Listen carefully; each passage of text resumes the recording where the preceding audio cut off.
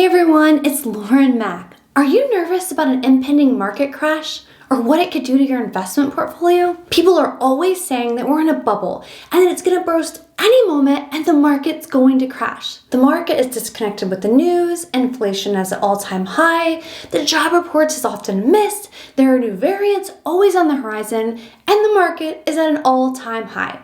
Many people have made a ton of money, but for many, there's always that nagging feeling you could lose it all, or even worse, maybe never start investing because the fear of losing everything. In this video, I'm going to share with you strategies to crash-proof your portfolio. If you stay to the end, I'm going to share with you a bonus tip that could keep you from losing everything. Really quick, I just want to add a disclaimer. I am not a financial advisor, and you should always consult your financial advisor before making any investments. If you don't have a financial advisor, I have a video on how to get a free one. I'll link to it above and in the comments below.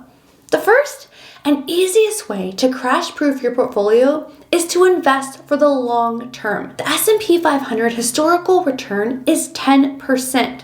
However, if you look at it day to day, year over year, it has swings up and down. But if you look at the returns over 5 years, 10 years, or even 20 years or more, it has yielded a 10% return. A great and common strategy that can help overcome trying to time the market and get in on the best days or worrying about the market crashing is to do dollar cost averaging. This means deciding how much you're able to invest each month and consistently invest it each month. This is not money you'll need tomorrow or this year. This is your retirement money that will be used to support you long term. This is easy for people who have a 401k, for example, because it's already taken out of your check. However, if you don't have a 401k or you have more money to invest than the 401k limit, then decide how much you're going to invest, what you're going to invest in, for example, low-cost index funds or ETFs, and then invest that amount each month. Consider this money a bill to yourself that must be paid for each month,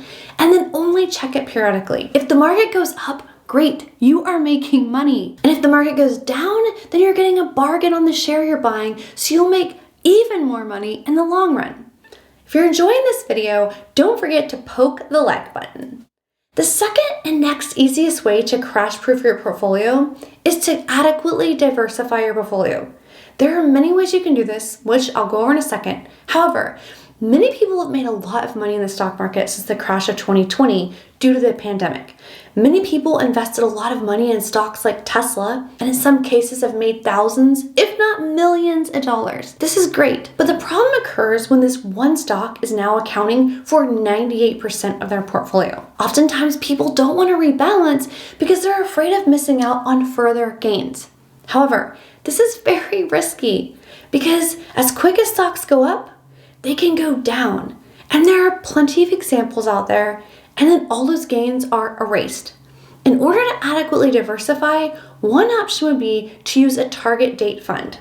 Many brokers such as Charles Schwab, Fidelity, etc. offer this. You just choose a date you plan on retiring, and it moves the investments over time depending on the market and how close you are to retirement. This way, you don't have to think about it. You don't have to think about rebalancing or where your funds should be as you get closer to retirement. The next option would be a robo-advisor like Betterment. You sign up, answer a few questions, and start investing. Based on the questions you answered and your retirement horizon, it automatically moves the funds around similarly to the target date fund offered by the brokerage firms. The next option would be to invest in index funds or ETFs. If you want to learn more about index funds and ETFs, you can check out my video called Index Funds, Mutual Funds, and ETFs, which is best for becoming a millionaire. I'll link to it above and in the show notes below.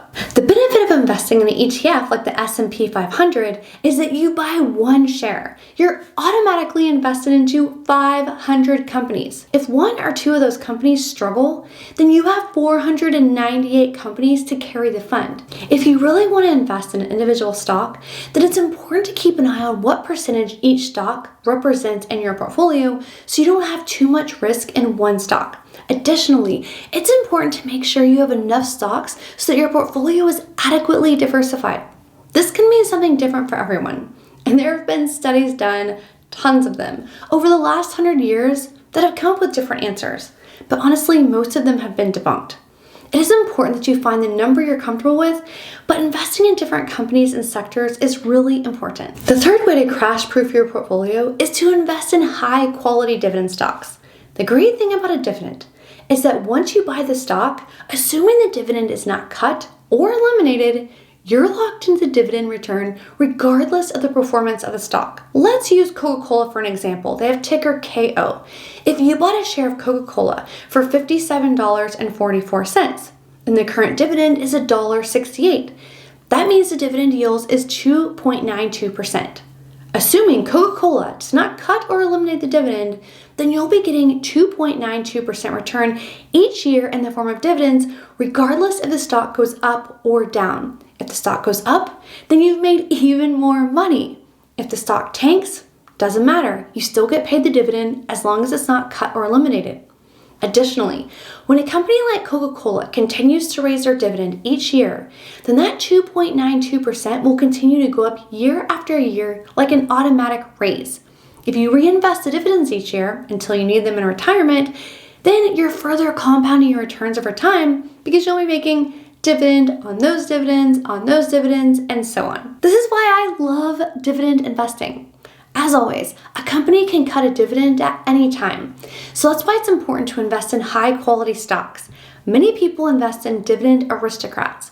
Dividend aristocrats are the companies in the S&P 500 index that have increased their dividend in each of the last 25 consecutive years. As always, history does not guarantee the future.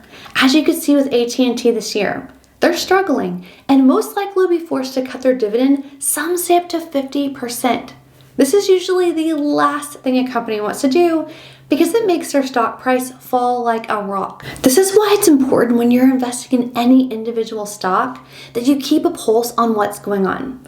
That being said, it is rare for a dividend aristocrat to cut or eliminate their dividend, and it builds confidence that they've been paying and raising them for the past 25 years. You even have dividend kings like Coca-Cola who have been raising their dividends for over 50 years. Another way to invest in dividends that is even more diversified is investing in dividend index funds or ETFs. Even the S&P 500 has a dividend. Albeit it's small, it still offers a dividend as some of the companies listed in the index are dividend-paying companies. The only potential downside of a dividend stock is that they're normally very large, mature companies like, for example, Coca-Cola. So they're not going to be high growth, fast growing small companies. You have to decide what's important to you, and you should speak to your financial advisor to determine what is the best investment strategy for you. Before I give you the bonus tip, I promise, I want to hear from you. Do you prefer to invest in individual stocks, target date funds, or index funds with ETFs? Now for the bonus tip I promised you in the beginning. The reason that most people lose everything is when the markets start going down, they get scared and panic sell their investments. You have to fight the urge to do this. Now, if you're investing in an individual company and that stock is truly crashing because the company's going under, then that would be a reason to sell. But if you're invested, for example, in the S&P 500 or target date fund, and another downturn happens like 2008 or 2020, don't panic sell. When the market goes down and you sell, you're cashing in at that price, and that is a true loss. However, if you don't sell, you still have that share. The value is just down at that moment. And all the previous crashes like 2008 and 2020, even the Great Depression, the market recovery was huge. If you don't sell, you get to cash in on that recovery. Oftentimes the recovery is double what the market was before the crash. Just take a deep breath and remember, the recovery is coming and you will be celebrating. If the S&P 500 were to completely crash and go to zero, that would mean all the 500 largest companies in the United States went under. If that were to actually come true, then honestly, your money in the stock market would be the least of your worries. Whatever you do, don't panic sell your investments. If you're really stressing out, then contact your financial advisor, get their impression on if selling is the right option for you. But most of the time, it's just unwarranted fear that causes people to lose everything and cash out their investments. If you want to know the difference between a mutual fund, index fund, and ETF, and which is best for becoming a millionaire, then click this video right here.